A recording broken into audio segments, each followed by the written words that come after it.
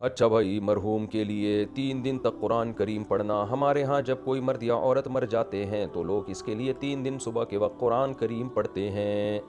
इसमें ख़ानदान के लोग भी आते हैं और महल्ले के लोग भी होते हैं, मर्द और औरतें दोनों होते हैं। क्या ये अमल जायज़ है? अफजाल अहमद, उत्तर प्रदेश से। नहीं, जायज़ नहीं है भाई। इसाले सवाब में सबसे बेहतरीन चीज़ जो मनसूस है, जो हदीस से साबित है, वो तो सदका खैरात है। चुपके से जो जितना चाहे सदका खैरात कर दे मरहूम के लिए। और कुरान भी अगर पढ़ना हो तो अपने तौर पर अख्बल तरीके से जो जहाँ है वहाँ इसाले सवाब करे। ऐसे जत्थे बना बना के लोगों का जमा होकर कुरान ख़्वानी करना, ये एक बिदअत अमल है। मुफ्ती साहब, इंडिया कब आ रहे हैं? हमारी दिली ख्वाहिश है कि हम एक बार आपसे मिलें। हम आपको बहुत पसंद करते हैं। हम ये चाहते हैं कि आप एक बार इंडिया आएँ। हम आपके आबाई वतन सहारनपुर के नज़दीक ज़िला मुजफ्फरनगर से हैं। बराए मेहरबानी इस बारे में आप अपने ख़यालात का इजहार करें। सुल्तान साहब, यूपी इंडिया से। सुल्तान साहब, ये तो मसाइल का सेशन है, इसमें तो मसला पूछें आपने तो, लेकिन खैर मैंने सवाल पढ़ ही दिया है।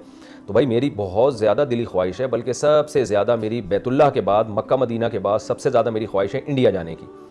क्योंकि हमारा आबाई वतन है संसारपुर। मेरे दादा की कब्र भी है वहाँ पे, मेरे दादा का घर भी है वहाँ पे। 60 साल मेरे जो दादा थे मोहम्मद शफ़ी ख़ान, अल्लाह उनके की मग़फ़िरत फरमाए, उन्होंने 60 ईयर्स वहाँ मदरसे में एक ही जगह, यानी एक ही मदरसे में बैठ के बच्चों को कुरान हिफ्ज़ करवाया है। और उनके शागिर्दों में हज़रत मौलाना मुकर्रम रहिमहुल्लाह ताला, जो बहुत बड़े आलिम अभी गुज़रे हैं माज़ी करीब में, वो भी उनके शागिर्दों में, और भी बड़े बड़े उलमा उनके शागिर्दों में। तो हमारा सारा ददियाल भी, ननियाल भी संसारपुर का है। तो मेरे जो रिश्तेदार हैं, मेरे वालिद साहब तो हर साल जाया करते थे इंडिया, हम हसरत ही है। तो मैंने आना था, लेकिन मोदी साहब की हुकूमत आ गई है। मोदी साहब पाकिस्तानियों को पता नहीं क्या समझ रहे हैं कि ये वहाँ जाके कोई बम फाड़ देंगे। तो हम तो भाई अमन वाले लोग हैं, हम तो इंडिया के लोगों से मोहब्बत करते हैं। हम तो हिंदुओं को भी बुरा भला नहीं कहते।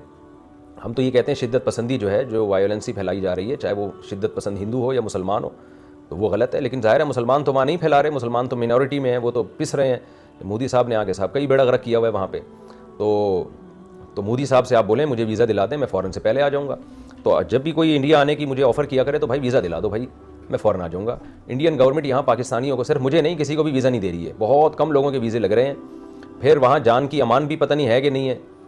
हम कोई जो है मंदिर में जाके उसका व्लॉग बना रहे हैं और बता रहे हैं लोगों को कि जी देखो पाकिस्तान में मंदिर कितने महफूज हैं। तो उसमें भी एक छोटा सा जुमला निकाल के मेरे ख़िलाफ़ ले जाया जा रहा है। वहाँ तो हिंदुओं को चाहिए था मुझे अप्रिशिएट करते कि यार चलो मुफ्ती साहब ने एक अच्छी एफर्ट की है। मंदिर के अंदर जाके वहाँ पंडित जी से इंटरव्यू लिया मुफ्ती साहब ने और इज़्ज़त दी उसको, और उसके साथ बैठ के खाना खाया, और ये भी बताया कि देखो यहाँ मंदिर महफूज हैं, तो इससे जो और भी मंदिर महफूज हो जाएंगे इससे।